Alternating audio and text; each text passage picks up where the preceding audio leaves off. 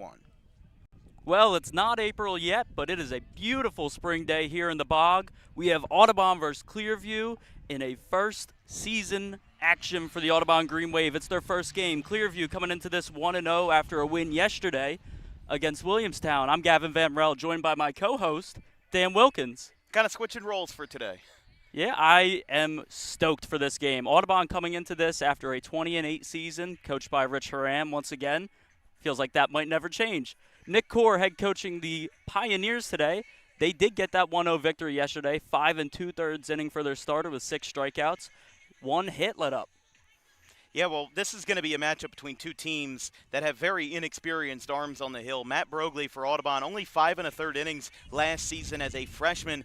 This right-hander, though, for Clearview, Yeager, this is his first varsity appearance. He had 3 at-bats in the game yesterday versus Williamstown, but this is his first appearance. So we have a sophomore for Audubon and a true freshman for Clearview. There's a lot of, let's say, a lot of youth on the hill this afternoon for both sides. Well, first pitch was scheduled for 4 o'clock. Audubon pulled up a little later than expected, but a beautiful and sunny 80-degree day. Wind is blowing out to right field, so I wouldn't be shocked to see some home runs like we did yesterday. Every time we're here at Clearview, there's some kind of offense. There's always something leaving the yard. We were here on opening day for Clearview last year, and Tyler Dell had a home run. Ian Marketson had a home run. They both graduated this past year. But I'm very excited about to see what Clearview's offense has in store. Guys like Chase Cardeal, especially Alex Musenberger behind the plate. He's committed to Camden County College. He's such a great defensive bat behind the plate. And what I mean by that is that he's one of the best in South Jersey for framing pitches and finding a way to take borderline pitches and turn them into strikes. He does that exceptionally well, and John Scanzano is going to have a good guy to take care of in 2026. For Audubon, we do have Brogley on the mound today. It will be his first start as Audubon gets their first start. Last year, it was a little rough and a little sketchy to start the season, but he finished strong after getting injured halfway through, and we'll see a lot of seniors coming up who did not get a lot of playing time last year. Notably, Audubon had 13 seniors to start that season last year, so a lot of fresh faces on this varsity roster for the Green Wave. Well, listen, Audubon is fielding one of their youngest teams in years, and Richie Horan has only had 1 sub-500 season in his 33 years of coaching. That was 2005. Audubon went 6-16 that year. Every other year, Audubon's figured it out. They found a way to be successful, and even with a maybe slightly younger roster like this, I think we can believe that Audubon is here to stay and here to have some potential in 2026. Clearview will take the field, and we will be right back with our start of the game.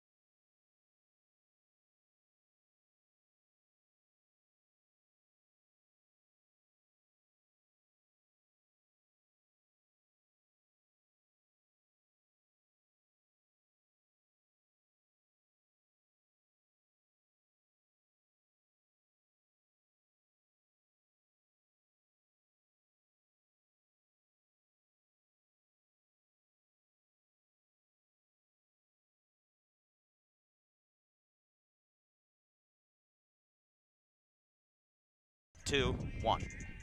Taking the mound today for the first time in his career, freshman Luke Yeager is ready to step up and face Audubon. What are we planning to see here today? I have no idea, Dan. I have no clue either, but it's going to be exciting to watch him throw and going to be exciting to watch him in his first start. Leading off for Audubon today, we have number 11, Cade Schofield, the Highland transfer from last year who moved over after his freshman year. He will be leading off after that, followed by Colin Filippi. Batting third for Audubon, Matthew Brogley, followed by Connor Chester in the 4th spot, Chase Bozarth in the 5th spot. DHing today, Ben Loheed. number 10 for Audubon.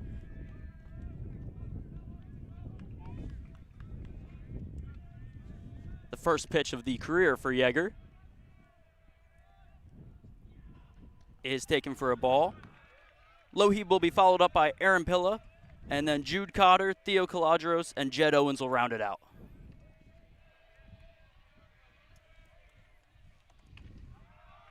Called strike.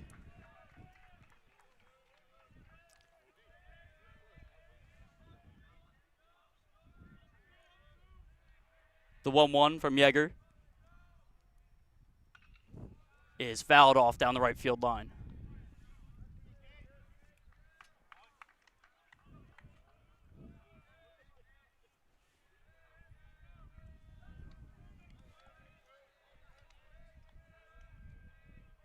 Yeager steps off as we will now get into Clearview's lineup today. We'll take care of that in the bottom half. I got to bring you through the procedures, Mr. Van Rel. I know, I'm jumping the gun a little bit here. It's been a long time. When's the last time you did play-by-play for us? It was 2 years ago, Delsey versus Notre Dame High School. That's right, yeah, the Thank You Classic. Pretty sure that was – I do remember that game because it was called because a light fixture down the first base line. This was at the Belmar Rec Center. It went out in the middle of the game, and they said it wasn't light enough to play. Line to the left field, and that will be caught for the first out of Yeager's career. And down goes Schofield. Coming up to bat now, the senior Colin Filippi.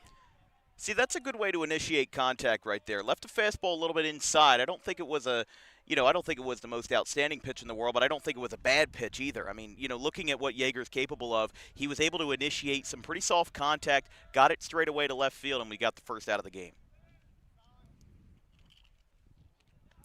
Filippi will look at that first pitch strike, and for number 2, this is going to be his first season getting a starting nod. He was eased into the lineup a little bit last year in substitutions and outfield play, but this will be his first full time being a starter, and Audubon really looks to rely heavily on him this year. Yeah, I think he's somebody just growing up, knowing Colin and all that. I think he's an exceptional team leader, and he's going to be somebody that not only will develop himself at the plate, but develop himself in the locker room. That ball's lined out to center field, and it will drop for a base hit. The first hit for Audubon today comes from Colin Filippi. Great way to send it back up the middle right there. Really no complaints. Got an 0-2 fastball. Listen, it's hard to swing 0-2 with confidence. It's hard to take 2 pitches looking and say, all right, I got this. I'll get it on the third try. Because usually a lot of guys on 0-2, they're expecting a waste pitch. They're expecting something that's not going to be formidable to hit. So they end up just laying off of it. And if he did, that would have been strike 3 easily. So the fact that he made contact, was able to get it over the middle, get the base hit. Going up the middle there is really great to see out of Audubon, who's been taking a really keen interest here so far in watching these pitches. Once again, we have nothing to go off of for Yeager today, as this is his first ever varsity start as a true freshman. Yeah, he only had 3 at-bats yesterday versus Williamstown, game that Clearview won 1-0, and it's going to be interesting to see how he does. I mean, again, 2 very young starters here. Matt Brogley for Audubon, a sophomore, only had 5 1/3 last year. As he's at the plate now, got an 0-2 count. If you combine what these guys have done, it's literally just Brogley stats, and that's it. 1 sophomore, 1 freshman. Should be a bit of a learning experience for both sides, for both coaches, to see who their starters are going to be going forward. That ball is high. It's a 1-2 count. Yeager, he has a really nice off-speed I've seen so far today. Maybe looking to utilize that here in the 1-2 count. The starting pitcher is up to bat for Audubon. It is Brogley versus Yeager here as we get a little taste of the pitcher-on-pitcher action today. That'll get away, and there goes Filippi to second. No throw. And he will be safe on the wild pitch. Good running there by Filippi. Just really nothing I can complain about there. Ball didn't really get too far away from Munzenberger behind the plate, but he was able to corral it. I wasn't really expecting Filippi to run, but he found a way to get there. He found a way to get himself in the scoring position. Almost a little bit of a late jump there, and I kind of expected to see a throw, but no throw, and Filippi is there in time. Ball is back in the dirt now as Brogley works the count back into a hitter's area. Can hear the wind through our headsets This is always how it is at Clearview. It's just the flatness of the land behind us. Got a big soccer pitch behind us, got a big baseball field to our left. Really nothing to stop the wind here. That ball is poked on the ground to the shortstop. Filippi will get back to second. The throw is not in time. Brogley has a base hit. Audubon has first and second base loaded with runners now as the junior Connor Chester steps up to bat. Feels like he's been here almost all 4 years as he got the starting nod right when he came up. Yeah, I mean, listen, a lot of people are aware at this point. I'm an Audubon guy. If you're a Audubon parent who hasn't been around for a while, I graduated from Audubon in 2024. I literally called Connor Chester in Little League back in the day when I did public address work for the Audubon Little League. This kid rocks. Ground ball to third. He will tag the bag. The throw over to first is away. Chester will round first, heading to second. Brogley, he will stop at third as Audubon inadvertently moves the runners. That was not what they were expecting, but they ended up getting it, then they ended up getting a run out of it. That's a productive at-bat. 100%. Now stepping in for Audubon, number 18, the Eastern University commit, Chase Bozarth. He's one of those other seniors like Colin Filippi who we really expect to see a big thing.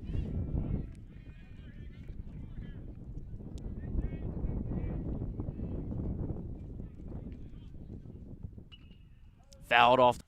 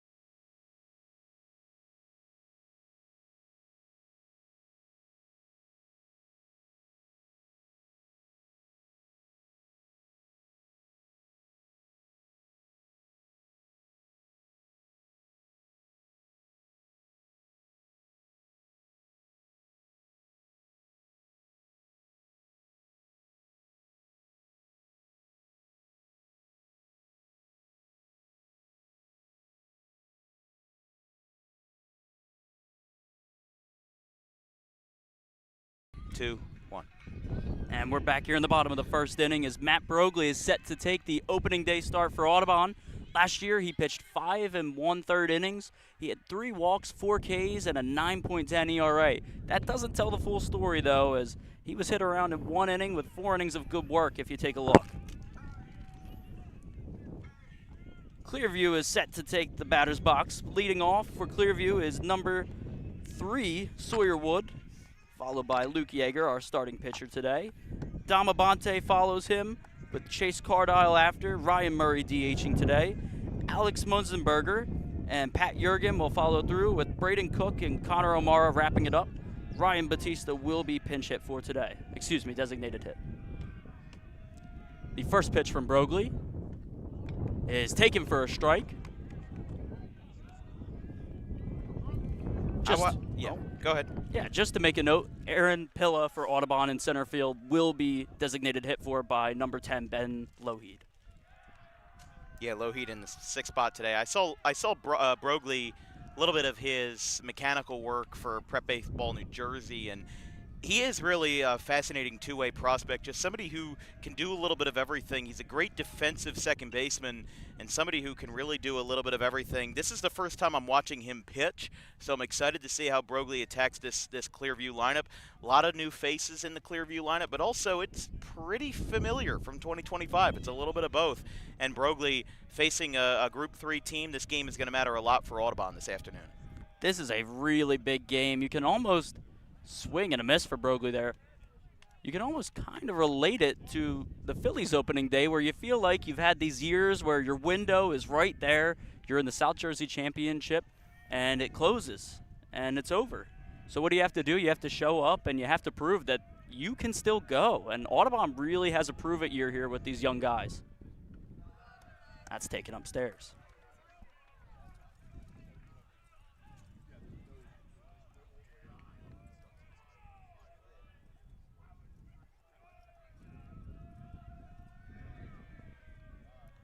Two from Broglie. Is swung on and missed.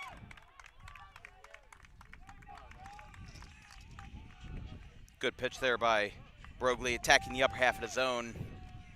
Trying to do the best he can to keep his pitch count down. I think he knows that, Audubon's pitching depth might not be the same as it is in previous years. I believe we were told Paxos is not pitching today, so it's going to be It's going to be Broglie and a few other guys that might be able to take the hill. Chase Bozarth being one of them in right field currently, but handful of guys that we could see making an inning or two depending on how far Broglie goes.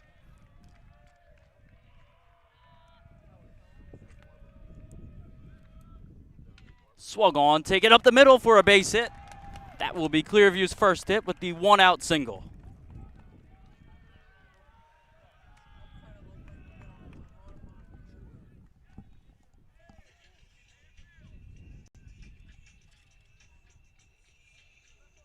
Broglie was thrown into the fire his freshman year, somewhat like Yeager.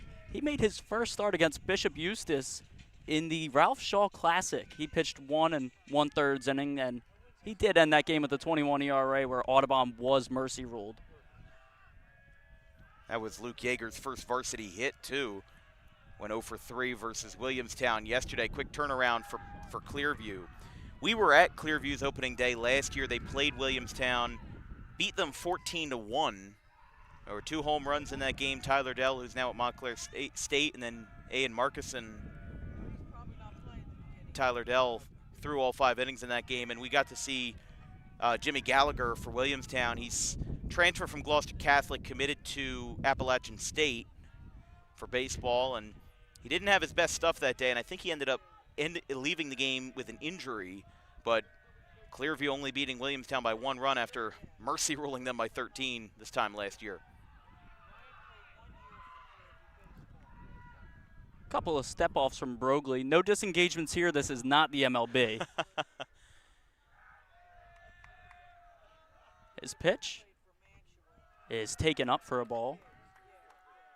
Would like to see Broglie get a little bit more down in the zone. I mean, that first strikeout was great because it was a fastball that was in the upper half, right around the letters, and he got a swing and miss on Sawyer Wood. Would like to see Broglie get a little bit lower in the zone, initiate some ground ball contact, maybe get a ground ball for a double play.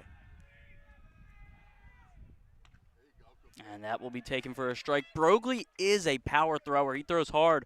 Audubon losing their pitching coach after last year. They are now looking to bounce back and really get that, that edge that they had when they lost Wade Geist, their pitching coach and assistant.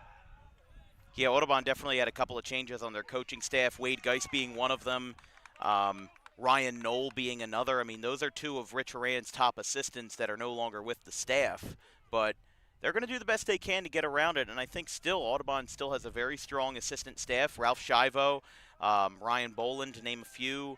There's a handful of other names down in that dugout that are just great baseball minds, and Rich Horan himself is a great baseball mind. That's why he's been here at Audubon for the last 33 years.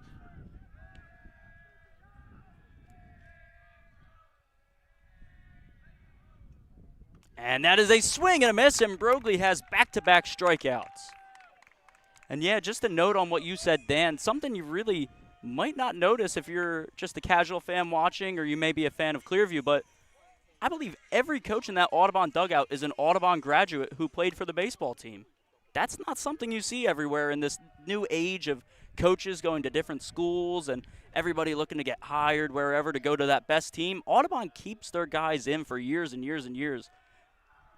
Well, that's because Audubon's baseball town. You know, and I'm not even saying that because I grew up there and I live there. It's that way because that's what the culture is. You know, when you're 10, 11 years old playing for the town ball teams, you want to play for the Audubon Green Wave. You know, when the Green Wave come to town and I remember on opening day every year for Audubon Little League on that Saturday, the high school team would come and they would introduce the Little League players, you know, the 11 and 12-year-olds.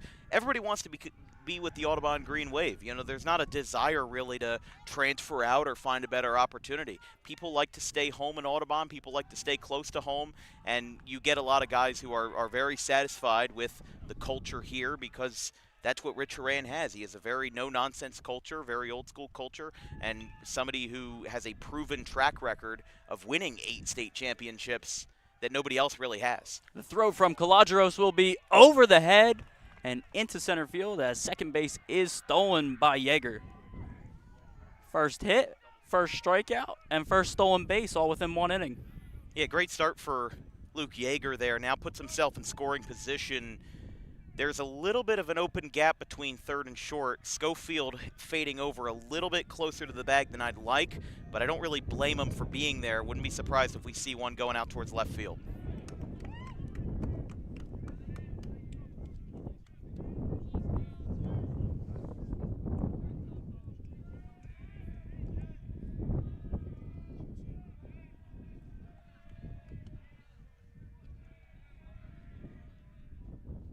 That is swung on and missed, and Brogley is really in a good position here, looking to strike out the side. Infield, number 11, Kate Schofield is taking over at shortstop, and we'll see the freshman, number 3, Jed Owens at second base for that new middle infield for Audubon. Schofield has big shoes to fill in shortstop, notably a 100-hit hitter, Tyler Wiltsey, a Rutgers baseball current player. True freshman there, been getting some valuable playing time. And that is a swing and a miss. No, called strike. I'm blind. That'll end the inning.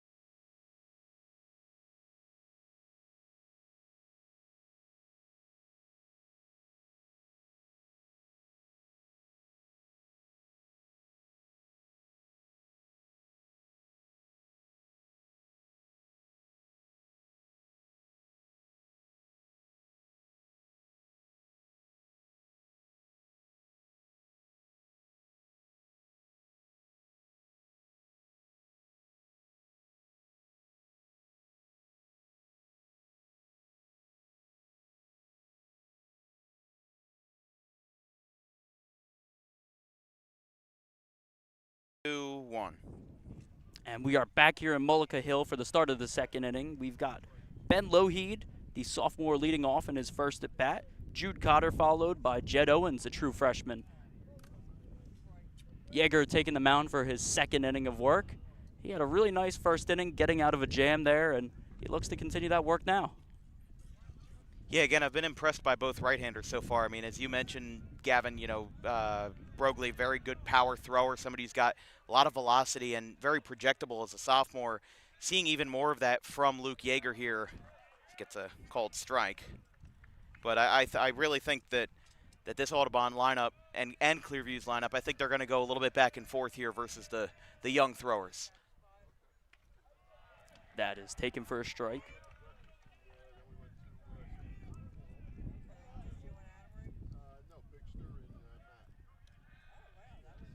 Yeager kicks and deals. And that one is swung on and missed. They'll throw it around the horn. That is a first strikeout to start the inning.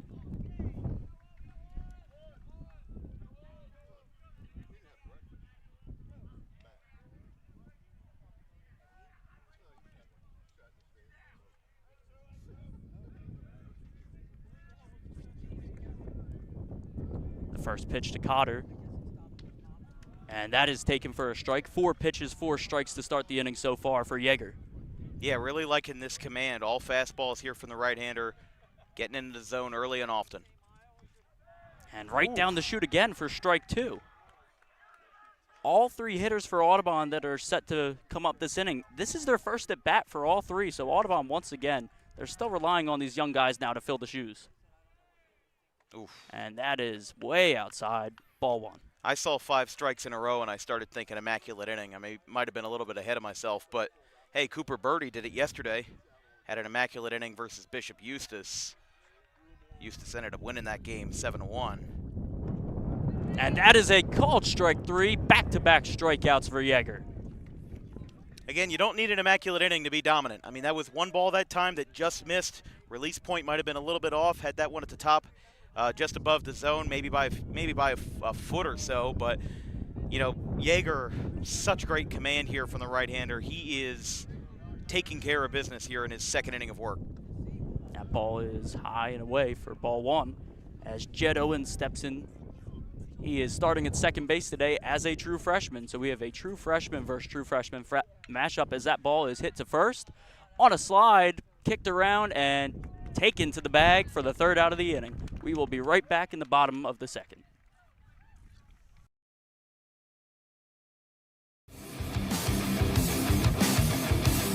Book Dog Pro Wrestling for your next event or outing for the greatest action that New Jersey Pro Wrestling has to offer.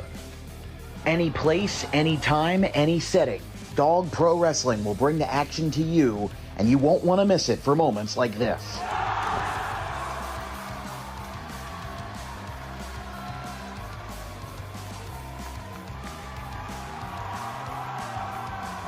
But don't just take it from me. Take it from Max Mundo, the Dog Pro Wrestling ambassador. This is Max Mundo with Dog Pro Wrestling. Are you a civic organization, sporting club looking to fundraise? Then look no further to Dog Pro Wrestling. We do grand openings, corporate events, and much more. And why not from some of the wrestling talent themselves? I'm Vinny the Fixer, and I'm the champion of Dog Professional Wrestling. If you want to book the best, come see us. We're the cream of the crop. We'll come to any fundraiser you can think of. Just name the place and we'll show up. This is the upstanding Dylan Mesh, and for the entirety of my professional wrestling career, dog wrestling has been a mainstay for where I like to wrestle. So you can believe me when I say that it is quality. And I'm upstanding. I'm the only opinion you need. Yeah! It's your boy Gabriel Hodder here with my man Matthew Oman, and if you want your events to be no flight, Then book Dog Wrestling so you can witness true primal fear. woo!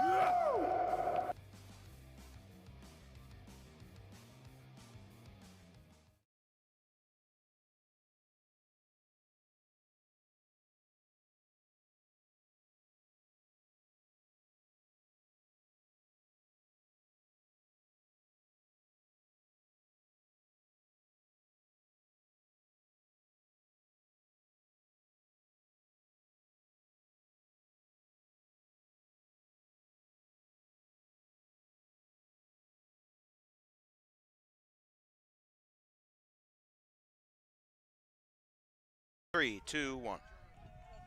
Back here in the bottom of the second, Ryan Murray will be leading off for Clearview, followed by Eric Musenberger and Pat Jurgen to round off the first three as time is called before the first pitch. Beautiful day for baseball, Gavin. Yeah, I am stoked to be here right now. The sun is shining. There's a few clouds, but nothing crazy. The wind is not overpowering either. You might hear it in the microphone a little bit, but it really is a good relief here for the sun. Just feels like a good spring day.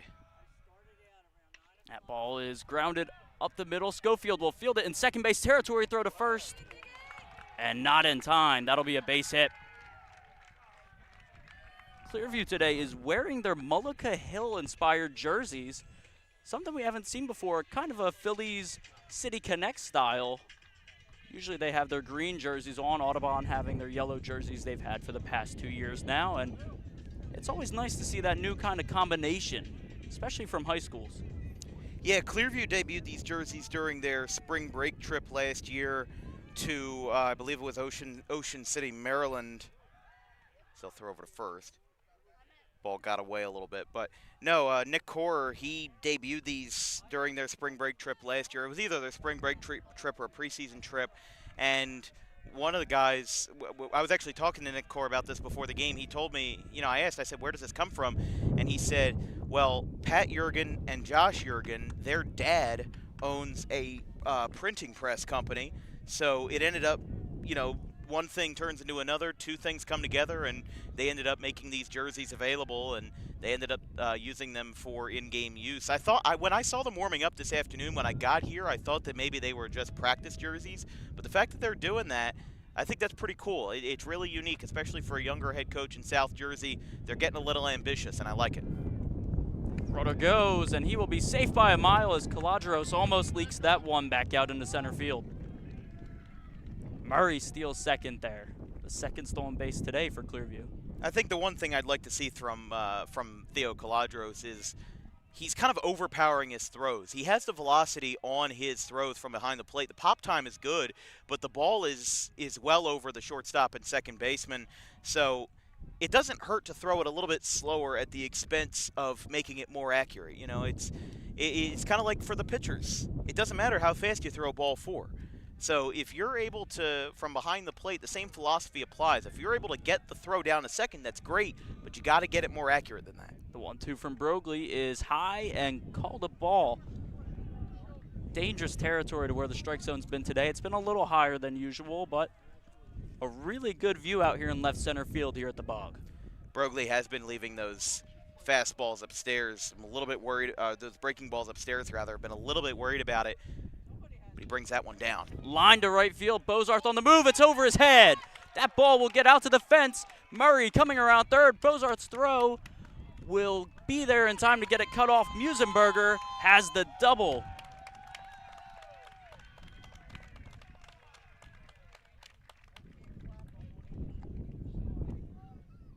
Great game-tying double right there from Alex Musenberger. I mean, that was a bit of a confusing play because when the ball got over Bozarth's head in right field, it carried over Bozarth. It was hard to track, but the other thing about it was that Murray initially stopped at third, and then as the ball got away in the infield, he ended up breaking for home. So he ends up scoring that time on a ball that probably could have been second and third given his speed.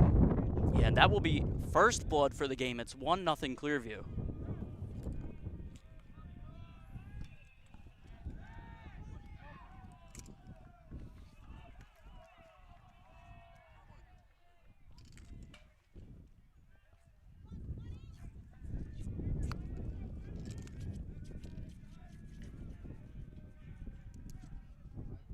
Bunt shown and put as Broglie gets the ball. He will stutter and throw to first. It's over his head. Musenberger will score, and it'll be 2-0 Clearview as the runner gets to second. And that ball is into left field. A calamity of errors here for Audubon as Clearview keeps striking and absolutely capitalizing on these mistakes. Yeah, I'm not sure what happened there. That was a very weird play by all means, and we end up seeing the consequences of it right there. going to be 2-0 Clearview. And that absolutely stinks for a team like Audubon, who preaches getting the little things right. Something like that can totally change the outcome of a game. A little bit of a mound visit going on here as Broglie looks to reset. Yeah, my apologies, folks. I had 1-0 on the scoreboard. I thought that there was a play in the first inning where a runner came around, but he did not, so I apologize. I misjudged that one, and I confused my co-partner, Kevin Van Rel. But back to it now with Cook.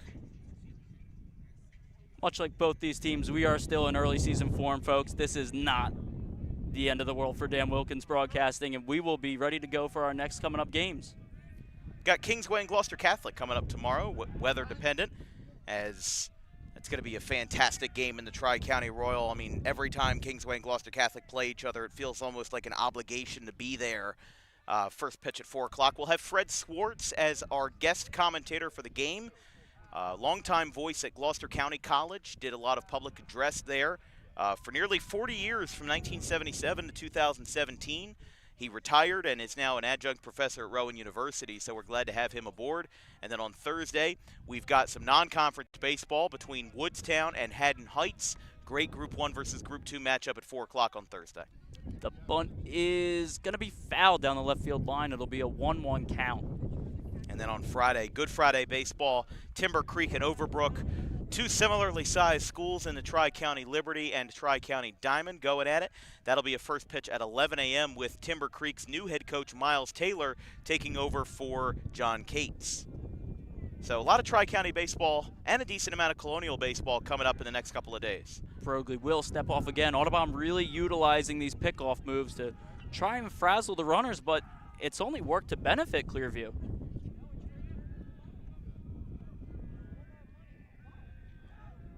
Bunt shown, and they'll say it hit him.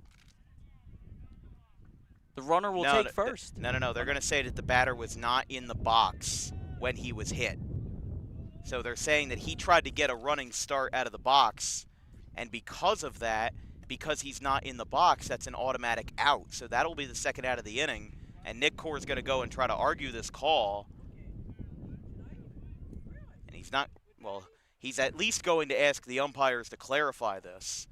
I didn't get the best angle of it, but we'll have to see how this gets deciphered.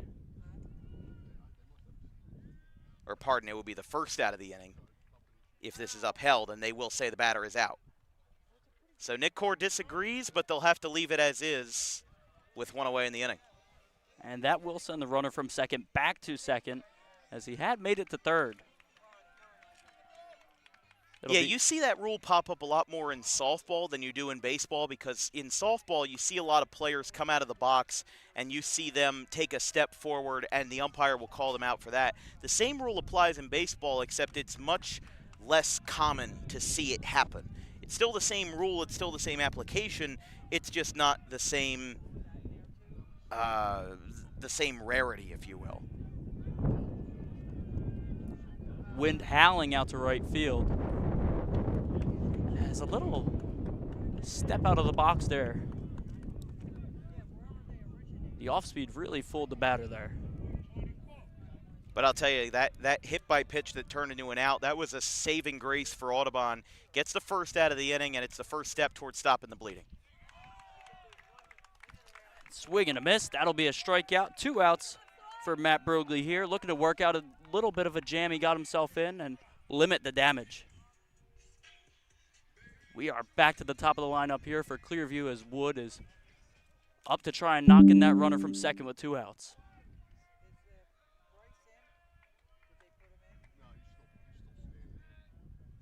Broglie's 0-0 is bounced down the third baseline and foul.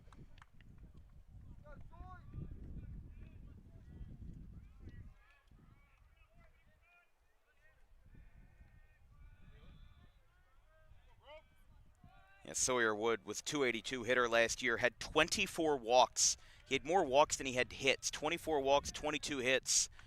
This guy's a great plate discipline guy. Somebody who's not going to be too aggressive, and sometimes it's a good thing to be a little conservative, to not be aggressive, and that's exactly what's paid off for him. 24 walks last season and 13 stolen bases for the sophomore, now junior.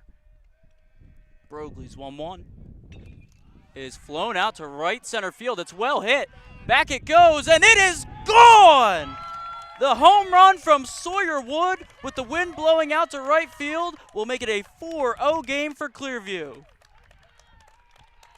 Wow, what a great swing, going the other way with it. You can't ask for more than that. That was a beautiful swing by Sawyer Wood. He had 1 home run last year, and that's his second of his career.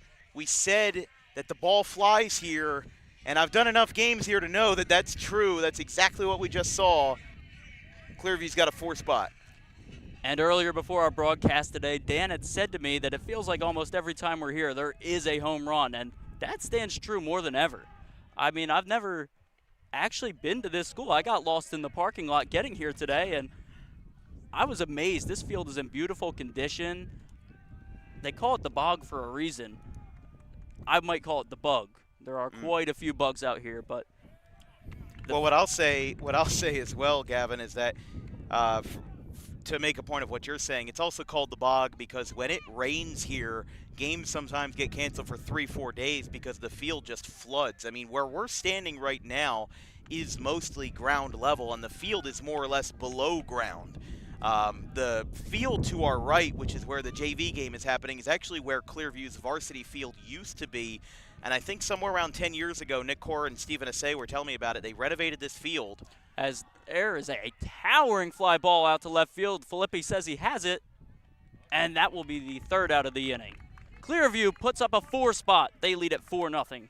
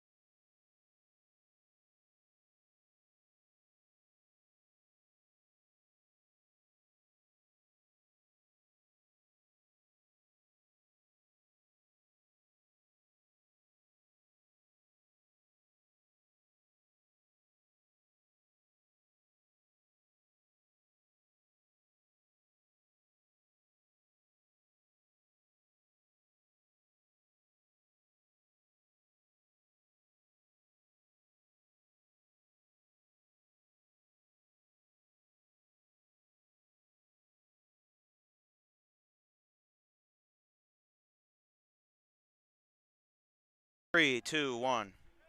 And we are back here from Sunny Mullica Hill as Yeager kicks and deals. That'll be taken outside and low for the first ball. These two teams last faced each other in regular season action back in 2011. Audubon would win that game 16-14 off of a walk-off 7-inning, a 4-run 7-inning to come back.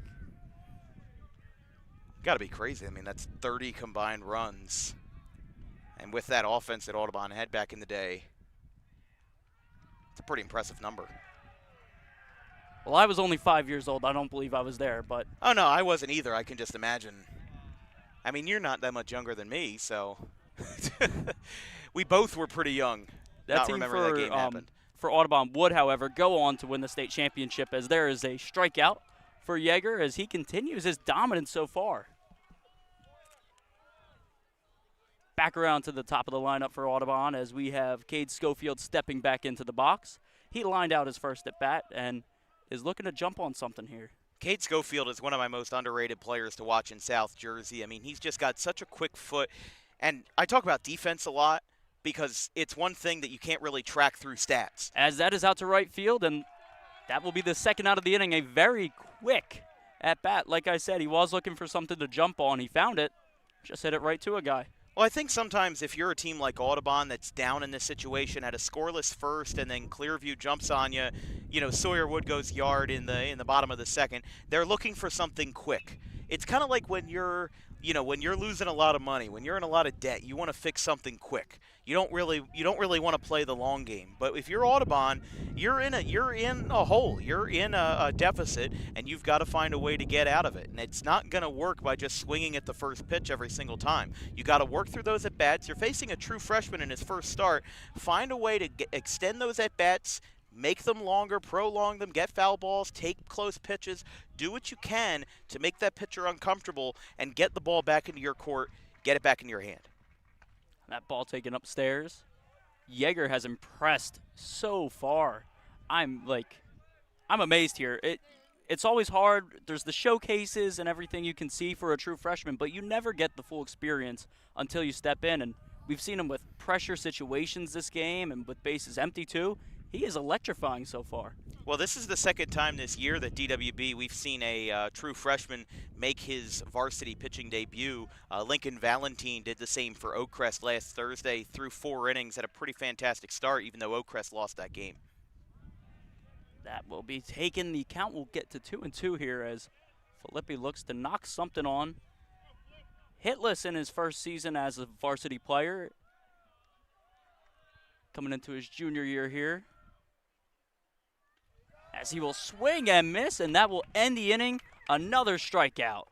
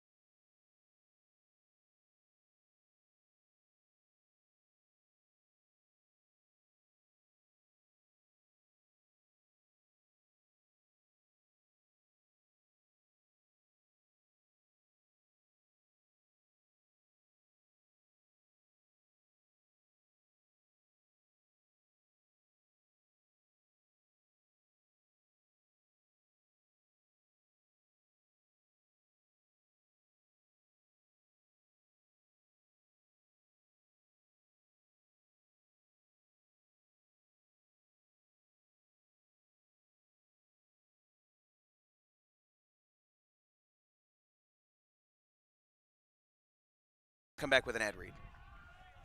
Welcome back here from Mullica Hill. I'm Dan Wilkins, joined by my play-by-play guy, Gavin Van Rel of Rutgers Camden. This broadcast is brought to you by the South Jersey chapter of the National Adult Baseball Association.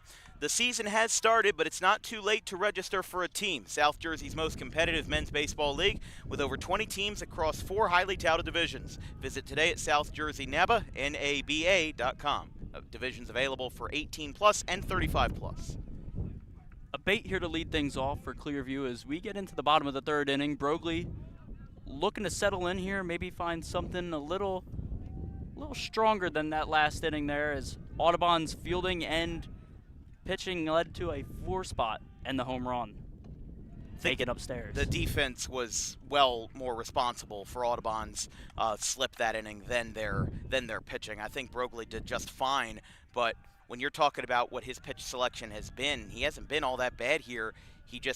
Sometimes he has one mistake, and that's exactly what Clearview needs. In baseball, you only need one mistake to really turn something around. In basketball, you can miss a lot of shots and you can be okay, you can be fine. But in baseball, you make one mistake and that turns the whole game around.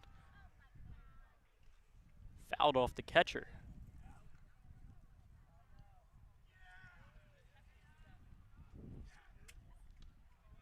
A bait's going to be followed by Chase Cardell and Ryan Murray, as Ryan Murray was the one who kicked off that whole inning for Clearview. He had the bunt that turned into a double,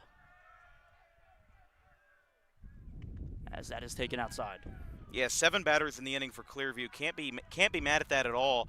But if you're Audubon, you got to find a way to chip away at it one piece at a time. I think a lot of teams, when they get an inning like that, 4 runs, 5 runs on them, they want to match that. They want to match that in the exact same inning. Really, the best way to do it is one way at a time. And that's a called strike 3, high and inside. Broglie gets the first out of the inning as Audubon will throw it around. That looked something like a 2-seam right there, if I'm correct, on the inside corner. That looked like a really strong fastball that time from Matt Broglie. He just jammed the inside a little bit, had a little bit of run on the second half of that fastball, and he was able to get himself a strike 3 call just by really knowing his zone and knowing his limits. And that pitch is outside. It'll be 1-0 to abate Cardeel. He homered when we were here at Clearview for the first round of the Diamond Classic last year versus Cinnaminson, game that Clearview won 4-0.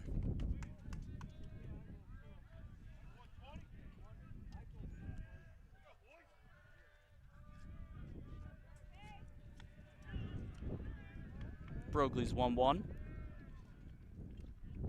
Is tipped back. It'll be 1-2.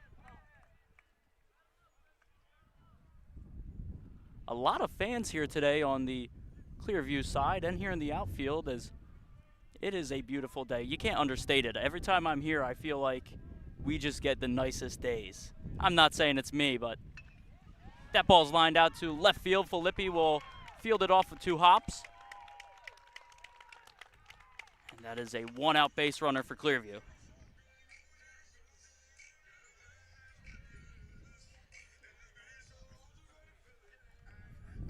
Good piece of hitting there. Can't be mad about it. Cardeel just got something down, got it down the left field line, and after striking out looking to end the first inning, he definitely wanted to make up for that, and he did so right there with the 1-out knock. Cardeel did a great effort there, working the count, finding his pitch, and pulled it right into left field over the infield's head.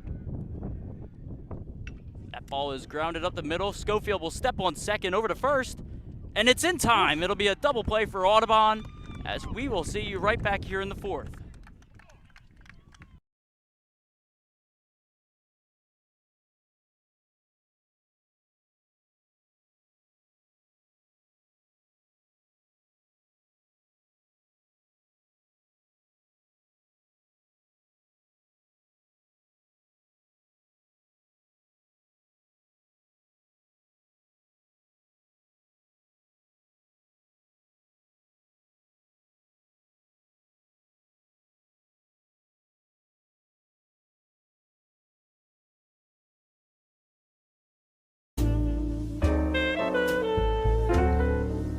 May is Mental Health Awareness Month. It is the responsibility of all of us to make sure that our friends, family, and anybody who we hold dear in our lives is feeling well. The problem with spotting mental health issues is that the symptoms aren't that obvious. Just because someone is okay or appears okay on the outside doesn't mean that they're okay on the inside. It's important that if they are in distress, that they call the right people and they get the help that they need. And it is very important that we treat each other with respect, regardless of who you are or where you come from. But it is just as important that we treat ourselves with respect, regardless of the situation going on in our lives. If you're in distress, you can call this number, 988, or you can visit any of these websites if you're not in distress, but would like to learn more information about mental health awareness and research.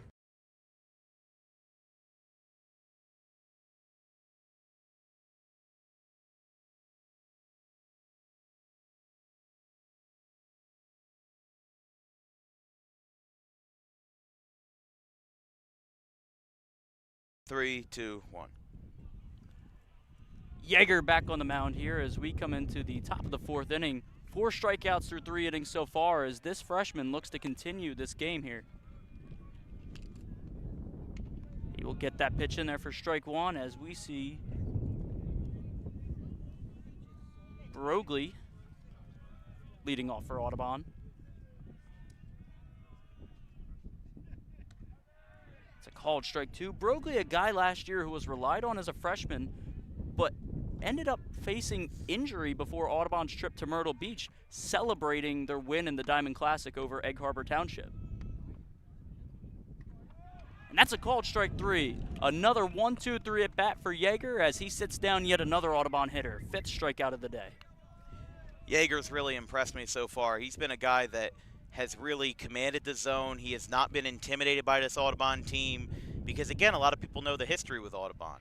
We said in the open that Rich Horan's been the head coach here for 33 years. He's only had 1 season under 500. So the best thing that he can do is just, try to keep this winning culture, keep the winning tradition alive, and he's done that so far. But we'll see if he can continue it through the rest of the season. Because one game is one thing. There's a lot obviously coming up for Audubon. You've got the Ralph Shaw. You've got a lot of these special games that Audubon's scheduling. It's going to be interesting nonetheless. I mean, they've got Camden Catholic next week. They've got Paul VI, Bishop Eustace, and Ocean City in the Ralph Shaw tournament. Might play 2 of those guys. Overbrook in the Margate special, and then Woodstown, Kingsway, and Delsea for a lot of their other non-conference games. Even if the roster changes, Rich Horan's not afraid to schedule a lot of these really tough teams. That's one really nice thing to see from Audubon is they're not backing down from a challenge. It doesn't matter how many players you lose or what might change. As it's a 3-2 count now to Chester. But Audubon has always loaded their schedules up with these big schools, and swing and a miss. The 2nd strikeout of the inning, back-to-back. And Bozarth will now step up here. Yeah, Bozarth, the commit to Eastern University, the Eagles. They've been recruiting a lot of South Jersey talent. Preston Carey, to name one, from Maple Shade. Handful of others I can't remember off the top of my head. Anthony Cook, but Eastern's done a great job over there in Eastern PA in the, I believe they're in the Atlantic East Conference.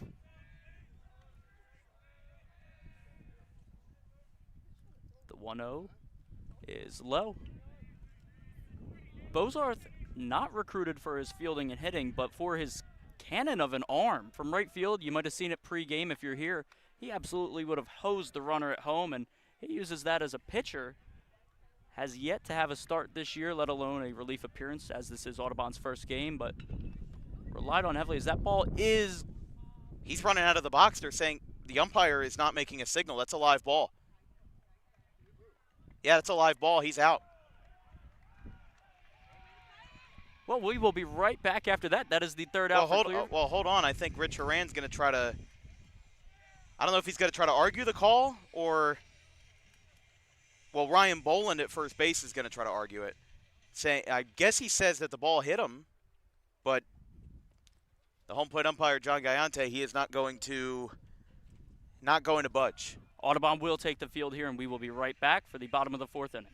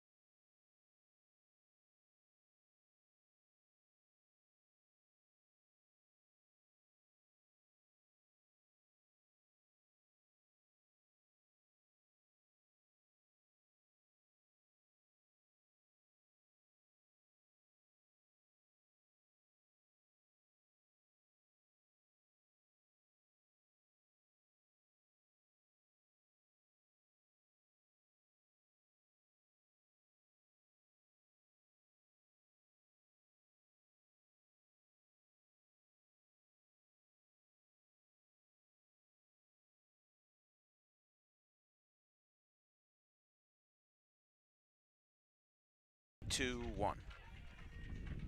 Audubon making a pitching change here. Number 9, Evan Paxos, the sophomore, coming in relief here as Brogley will go to second. Munzenberger, Jurgen, and Cook set to take the plate for Clearview as we get ready and underway in this bottom of the 4th inning. Paxos' first pitch is taken low and away for a ball. We were told earlier today that Paxos might not see action in this first game as he might have been experiencing a little bit of arm fatigue, but we do see him here as it's a 2-0 count. He was Audubon's ace last year, started the first game against Sterling, which he would go on to win in his first varsity appearance, and now takes the mound in today's opening day. Yeah, I'm very impressed by Paxos. Had a 1.66 ERA last season, 15 walks, 11 Ks, but he threw 25 innings. I mean, he's got such a projectable arm. You know, we're now going to see 2 true freshmen in the game with Luke Yeager and now Evan Paxos for Audubon. So, or excuse me, Paxos was a freshman last year, but still, you were just talking about how Paxos was the opening day starter as a freshman last year. So there's a lot to like about the kid. He's got a lanky build, something where, you know, if he builds a little bit of muscle, could get that velocity way up, and he could be something really dangerous for Audubon in years 11 and 12. A 4-pitch walked for the leadoff of Clearview, and an early base runner here in this inning as he will be courtesy ran for.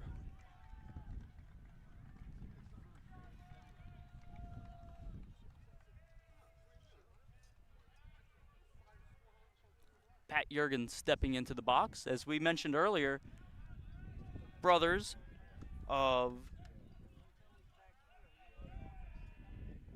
Josh Jurgen. Excuse me, sorry for the delay there.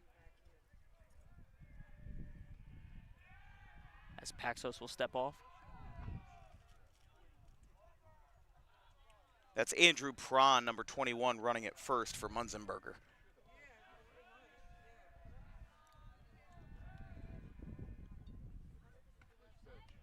And that is taken for strike 1.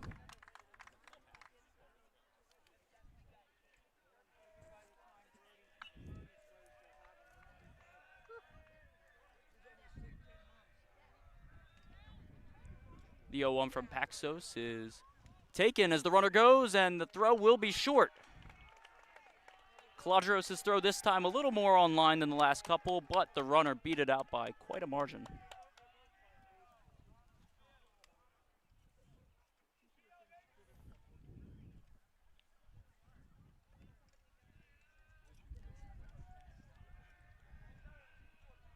No outs here and a hitter's count. Jurgen looking to put another run on the board here for Clearview.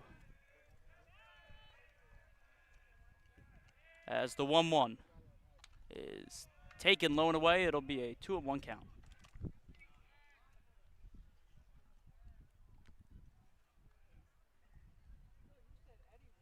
Kaladros will come to talk over this next pitch with Paxos. Yeah, Kaladros, another guy that did not get a lot of playing time last year. I would have liked to see him get a battery mate with his brother Nick in his senior year, but Trent Bannell, mostly leading starting catcher last year for Audubon, just a great ball player. Spent a semester at Rutgers Camden, no longer on their baseball team, but you know, when he was here at Audubon, he was definitely somebody, one of the most outspoken and one of the most vocal leaders of the team that Audubon's had in a long, long time. Kaladros stops that ball. It's a 3-1 count.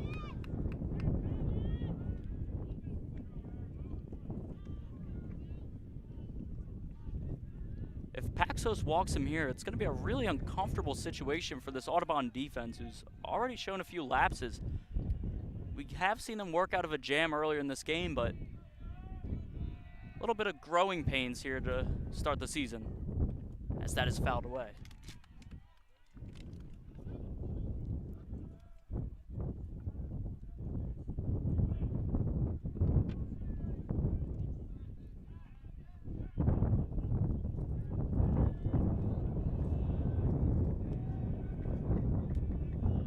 Paxos looks at the runner.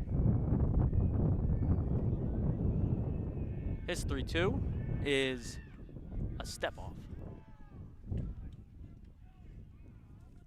Interesting there, because he looked like he started his motion, but I don't think he made that move forward to the hill yet. So no grounds for a balk.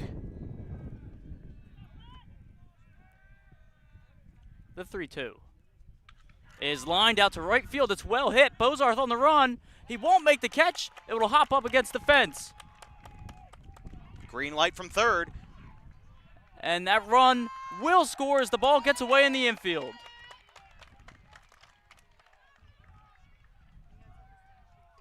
The 3-2 double there will add that extra run as Clearview takes a 5-0 lead here in the bottom of the 4th inning.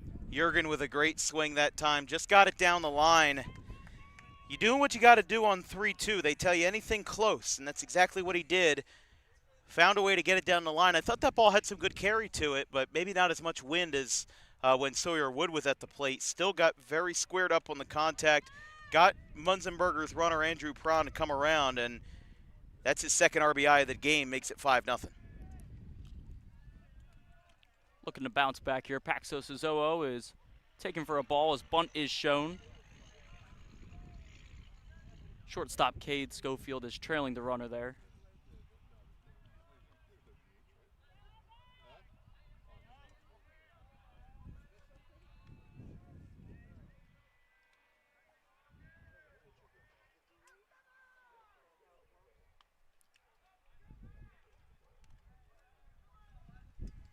Braden Cook in the box.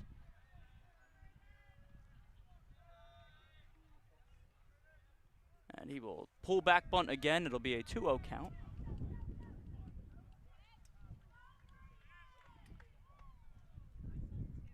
On deck after Cook, we'll see Connor O'Mara and Ryan Batista in the hole as Clearview with only no outs. No outs so far in this inning. So Audubon trying to keep the damage limited as Paxos steps off again. Well, should say that it's Cook and then O'Mara and then Wood, with Batista being defense only in center field. So we will go to the top of the order after O'Mara.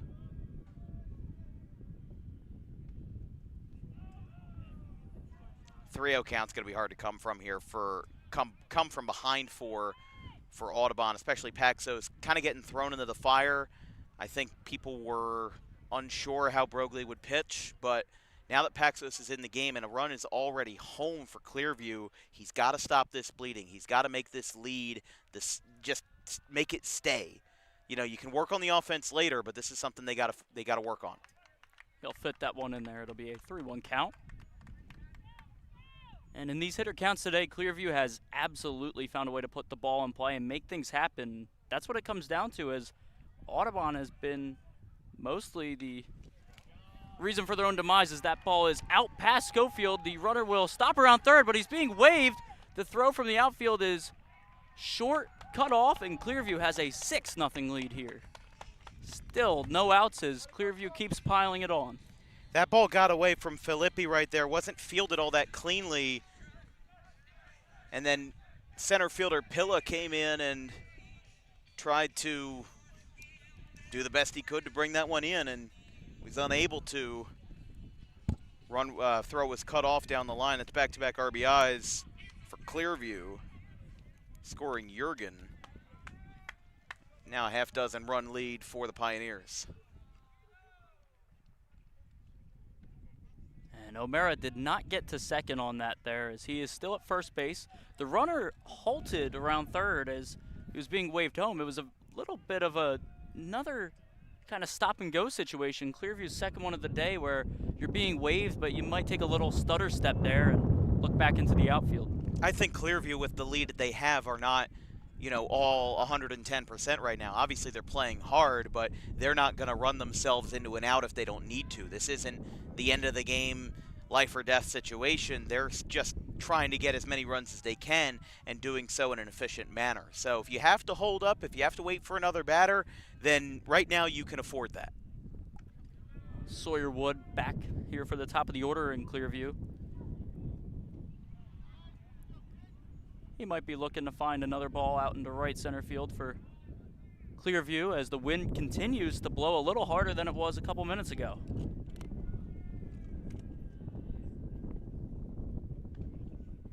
That's a called strike there from Paxos. It'll be a 3-1 count. Another 3-1 count that Clearview finds themselves in.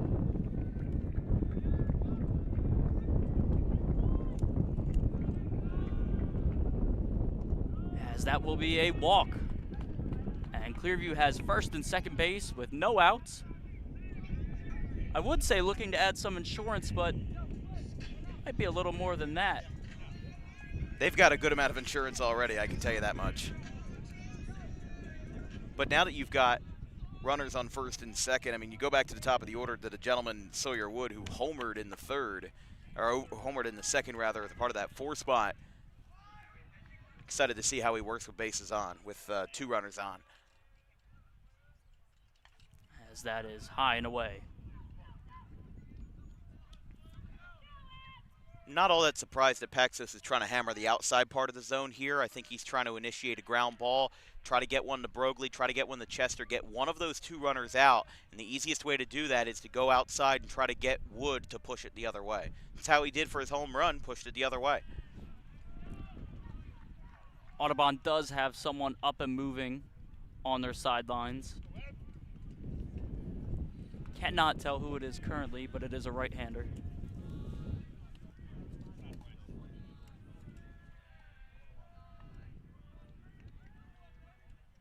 As Paxos steals, and that is high. If my eyesight is correct, it looks like it's number 15, Joe Waller. Joe Waller, another one of those guys, if it is him, who was a true freshman last year and finds himself in a prominent role on this team. As the 3-0 from Paxos is taken outside. It'll be ball 4, and bases are loaded with no outs. And in comes Calagros and Audubon's coach, as we will have a pitching change. We'll see if they, well, did they call for him or did they signal to the bullpen? Because Waller's still throwing out there. Oh, I thought I saw a signal. Maybe I didn't. I like the cicadas. That's not something you see too much in baseball. You see it from Haddonfield a lot. Haddonfield? Haddonfield, they like the playing. The cicadas? Not the cicadas, but the clown music. Oh, yeah. I just thought you meant there were more cicadas in Haddonfield. I'm like, during the summertime, there's cicadas everywhere. Paxos will stay in here. They might as well get a media press pass for how often they're featured on DWB. I was a little mistaken there. Thought I saw a signal. And the carpenter bees. They're all over the place. Wind continuing to howl as Yeager steps in here, the freshman.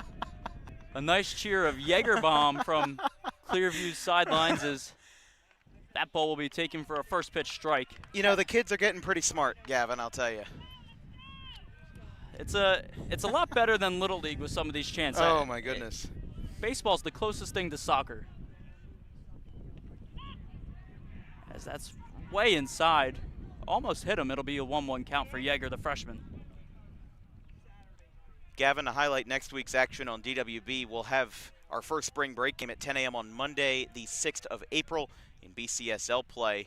Cinnaminson will visit Doan Academy. Doan Academy, one of the underrated stories from last year, won 19 games under Daniel Williamson, got a lot of Division IIs and Division III commits out there in Burlington.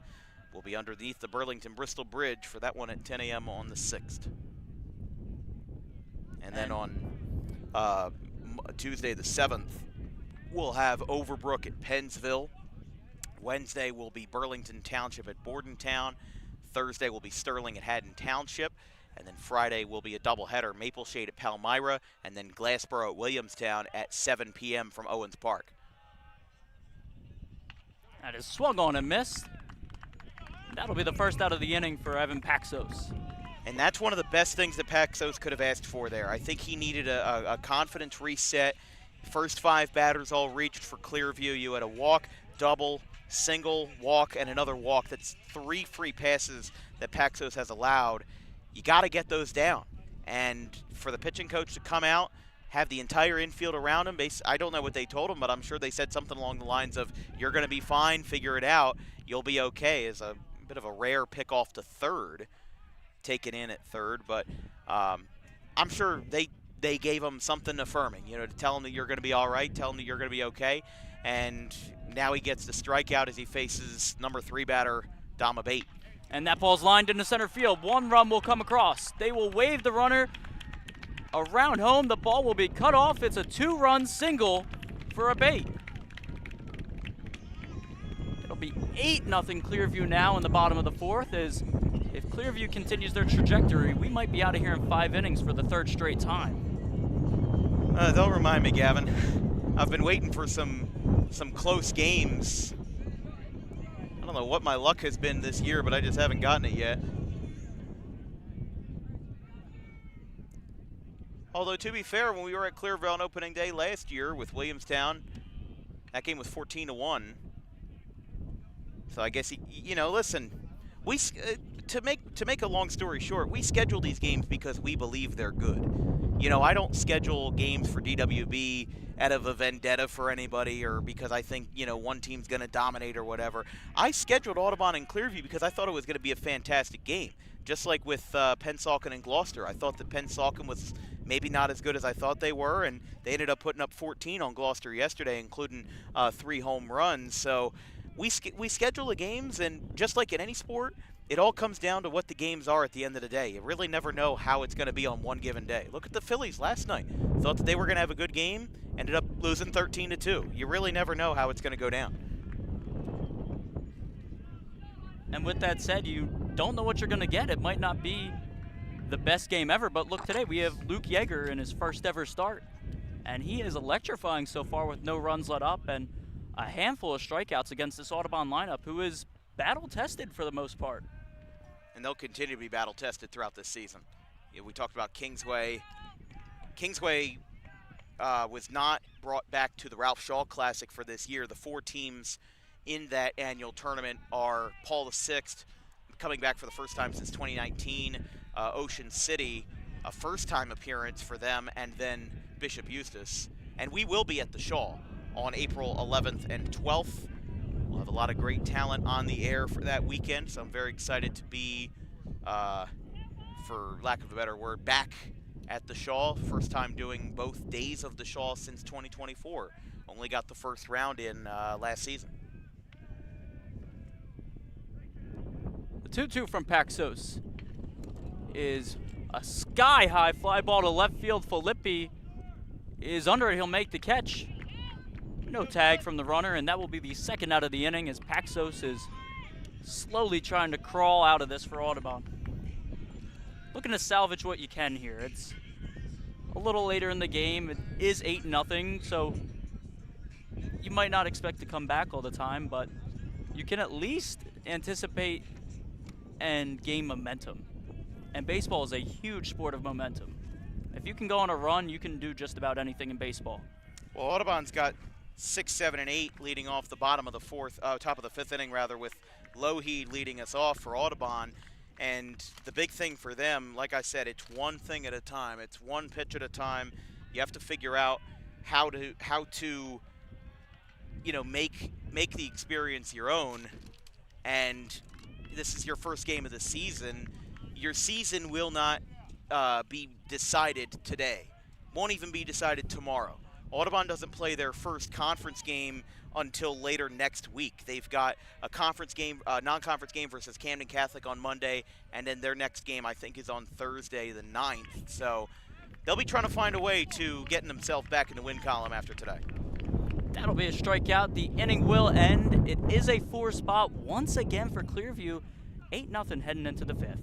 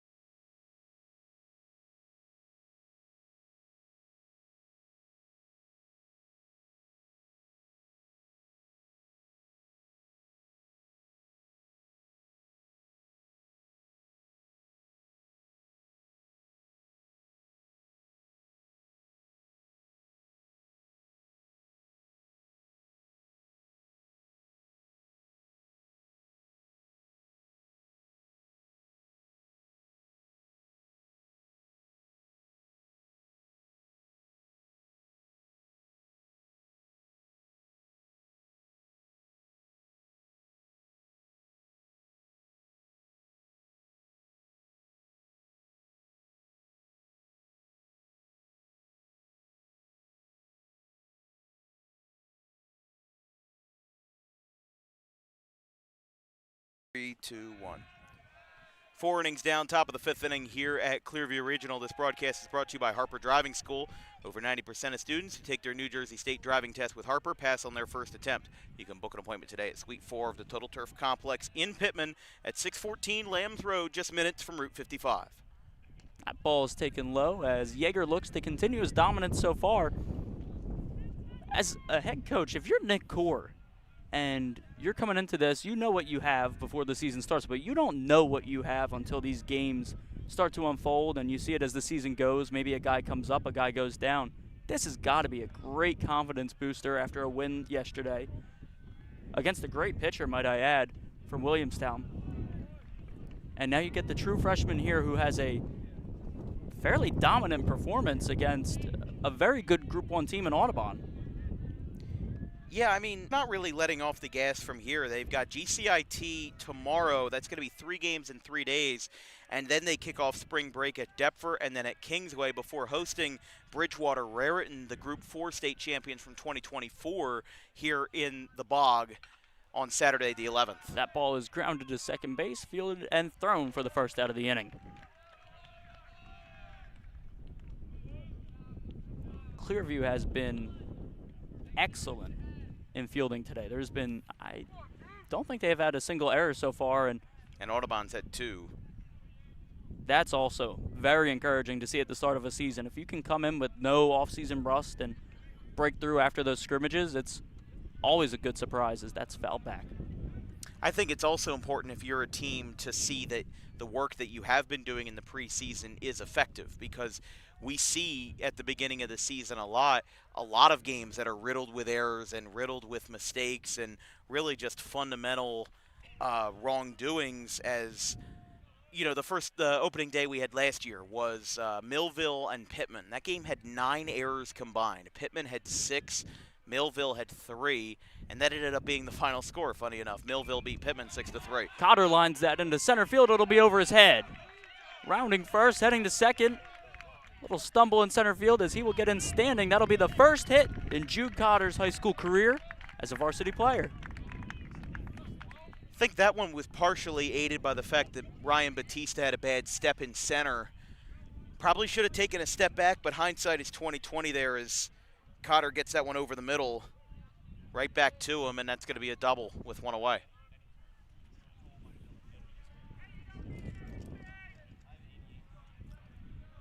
Five out of the starting 9 for Audubon today are freshmen and sophomores, so that really just hammers home how hard this team is going to rely on their younger guys, and that's something Audubon's never shied away from. Some schools you see have that little bit of senior and junior dominance where if you're a big school and you have 30 to 40 kids in a program, your junior and seniors are usually going to end up being pretty solid out of the group you get. But here in Audubon, they don't get that luxury as a small Group 1 school. You might get a transfer in like Cade Schofield, but you have to rely heavy on these younger guys, and it works out for the most part for Audubon historically. That calls back to what I was saying earlier about the development, about how Audubon's a baseball town. You can't hire a new head coach and make it into a baseball town. You know, that starts at all levels. Richie Horan has been here for so long. I mean, again, when he left Gloucester Catholic as an assistant and became Audubon's head coach in 1991, I want to say, or 1992, you know, just a couple of years later, they won their first state title in 1995. So the culture and the history of Audubon's program really started there and then build throughout the 90s and 2000s. And guess what? When you are in a town that has a perennially successful program, that's going to trickle down to the younger guys. You know, I think about it in the sense of what Delsey's doing right now or what Clearview has right now. Clearview is another team that's been historically successful. In the last 15 years, they've only had 3 seasons under 500. Kaladros lines that into left field. It's back, and it will drop for a base hit. He's getting into second, sliding in as Cotter scores. Audubon is on the board for the first time today. That one hugged the line there. It looked like it might go foul. Almost looked like the left fielder was thinking about letting it go foul, but stayed fair. But you know what? That's also good defense by the left fielder, Chase Cardeal. He knew that that ball was going to be close to hitting the chalk down the foul line, but it also was going to be close to being a ground rule double. So for him, instead of trying to dive for the ball or instead of trying to make a big spectacle of it, he waits behind it, lets it drop. He'll let the run score, but what he'll do is he'll save a base by getting in front of it early and then getting the throw down, because if he lets that ball go and if he just doesn't have the speed to pick it up, that could carry him away from him, and that could have been 3 bases for Caladros.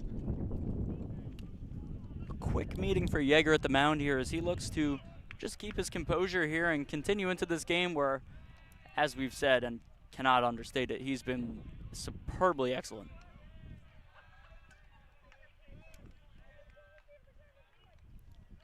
He'll look at the runner and swing and a miss for the first strike of the at-bat. Yeah, Owens struck out swinging his first time. We talk about Luke Yeager. 6 strikeouts for him today. He's just been fantastic on the hill. I think that Nick Core has seen, you know, even if he lets up a run, or even if he is done after this 5th inning, I think that Nick Core has seen enough to where he knows that he is going to have the utmost of confidence in Mr. Yeager to get through this 2026 season as a key starter. That is high and outside.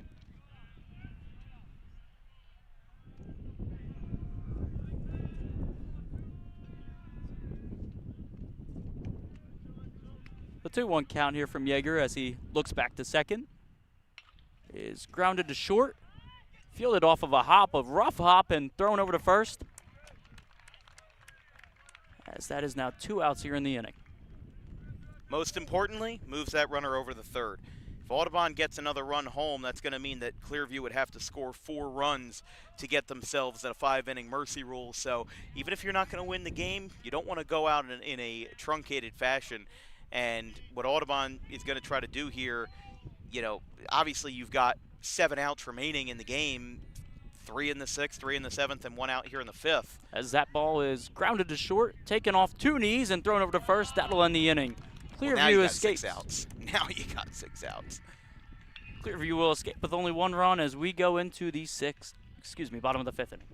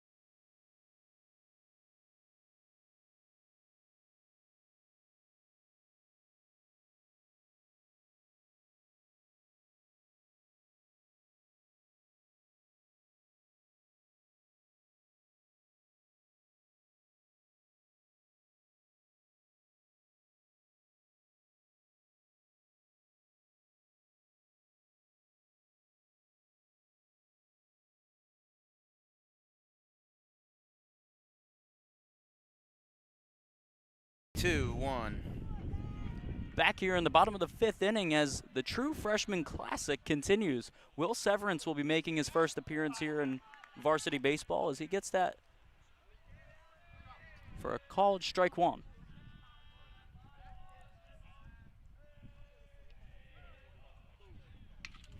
Lined into left field, taken off a hop. So that'll be a base hit.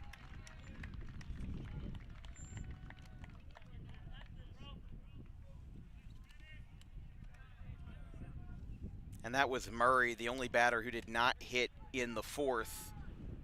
Was able to get a base hit that time. He's now 2 for 3. But listen, Clearview's offense has been on point today. Grand total of, that's now the 10th hit for Clearview. 8 runs on 10 hits, no errors in the field. If you're the Pioneers, if you're Nick Core, you've got to be really happy about these guys. And if they end up holding on for the win today, I would imagine there's a lot of confidence going into the matchup tomorrow versus GCIT, because they're not going to throw Andrew Valet tomorrow. GCIT, they might throw. I'd have to look more into the rotation, but their number one guy is Andrew Valet, the commit to Rhode Island, and the brother of Alex Valet.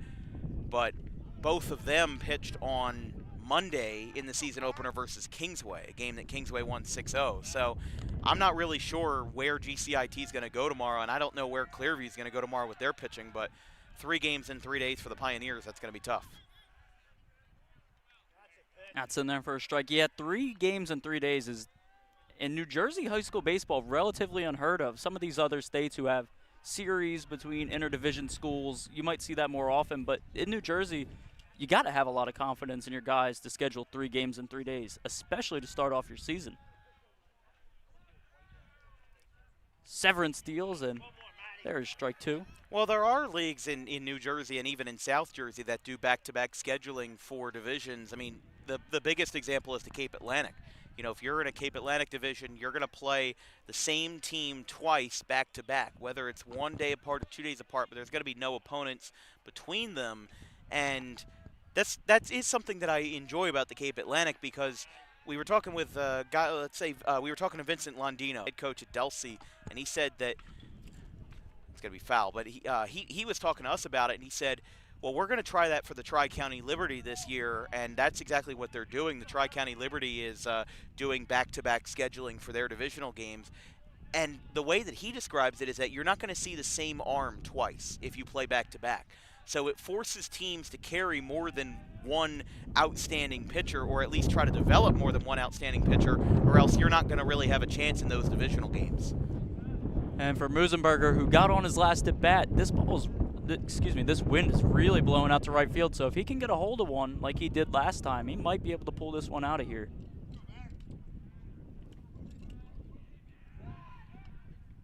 As Severance will check on the runner at first. Munzenberger had a solo home run last year, only hit 197, but again, he's a lot more known for his defense. He still hit 289 as a sophomore, so he's still got some pop in that bat. They're just going to let him run down to second. And that will be indifference there, as opposed to a stolen base. Well, it's only indifference if the team is losing. So that is still technically a stolen base. As that ball will get away, and runner's on his horse at first. He's going to make that turn, but he's going to hold up. I was waiting to see if Munzenberger was going to try to go down to second, taking advantage of that deep backstop. It's hard to tell on the camera, but if you're back behind the plate, there's probably a good 20 to 25 feet between the edge of the dirt and the chain link fence back behind the plate here at Clearview. There's a couple places like that. I mean, Timber Creek's like that, very deep backstop. Buna is like that.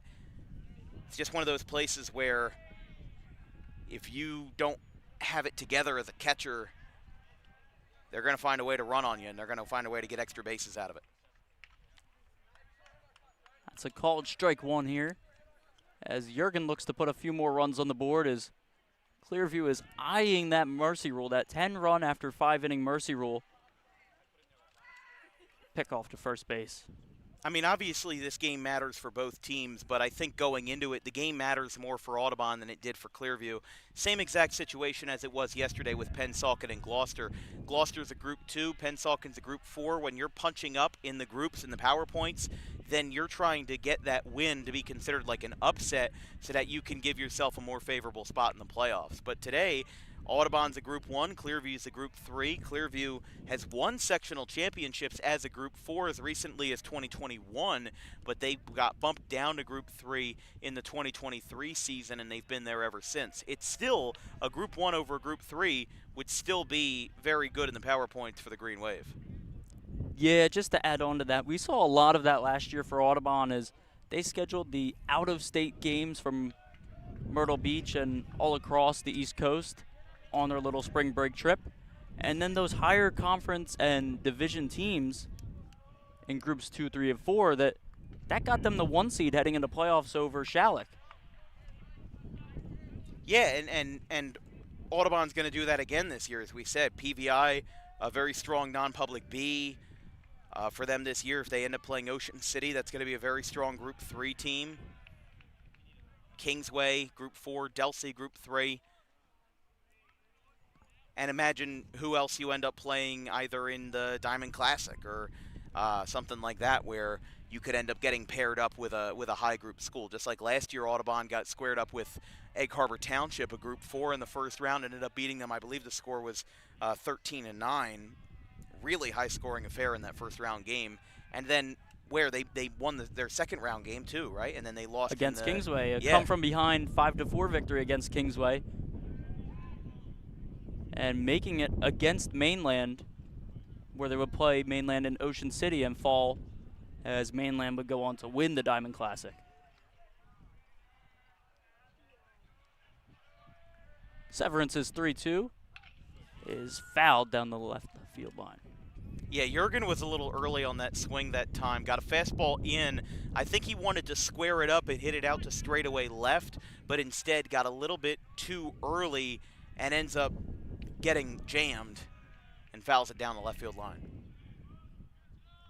And that is behind Here the comes the backstop. runner. The runner will go home, and almost lackadaisical for Audubon as that run will score. Yeah, they're going to hold them there, but that's now runners on first and second, and it brings home the first run of the inning for Clearview. They get that run back, makes it 9-1. And just like last inning, there are still no outs on the board for Audubon as they try to hang on and string out 7 innings.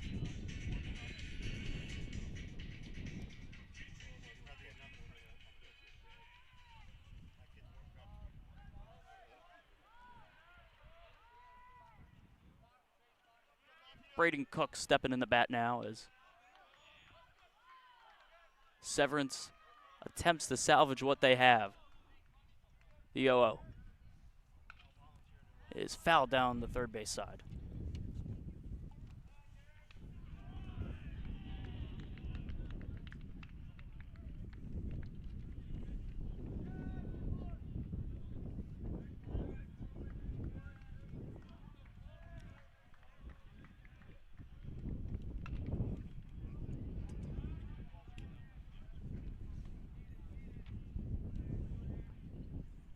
Got an arm warming up for Audubon, number 21, Bryson Cufaro. Audubon was mercy ruled twice last year. They lost to Haddon Heights 11-1.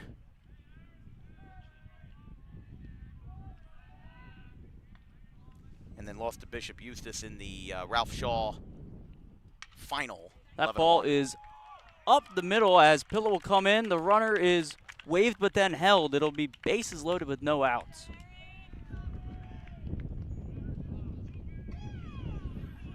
Clarification, it's Matt, how do you say his last name? Matt Pachowski. Matt Pachowski.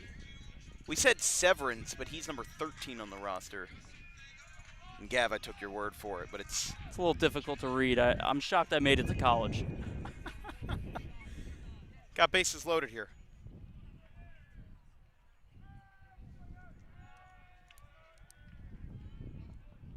The 0-0 from Pachowski is taken high.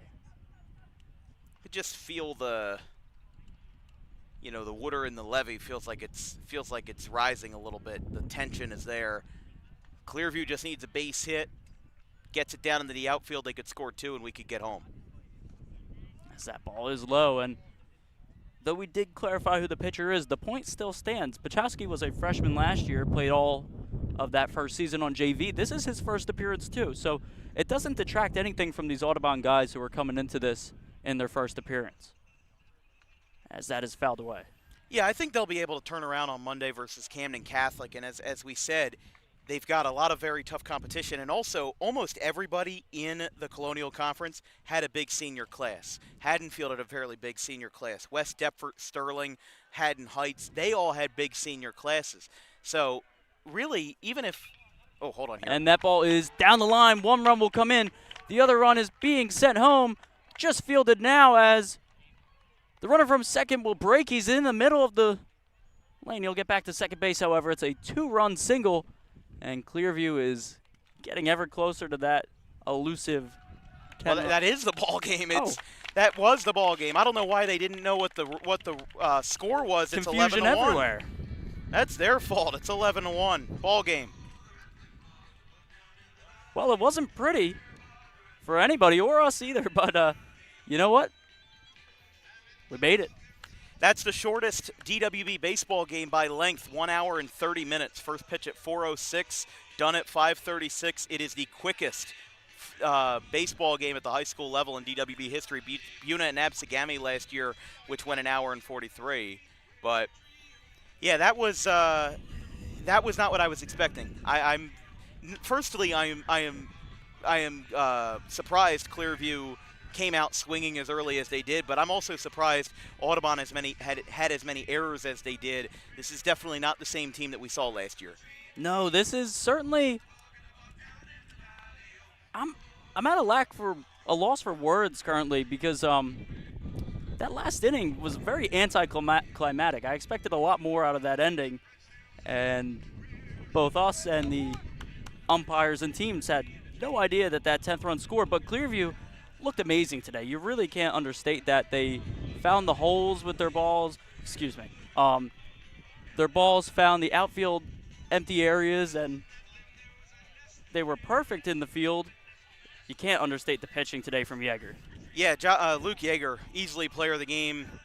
There isn't a lot that we can say about how well that Luke Yeager played today. Obviously, Audubon's still a very young lineup. This is one of the youngest teams that they have fielded in years, but they seem like that they are getting their stuff together, getting their ducks in a row, and they're getting it done early. Shut out Williamstown yesterday, 1-0, and now they pick up a big Mercy Rule win over Audubon to win this one 11-1. Clearview improves to 2-0.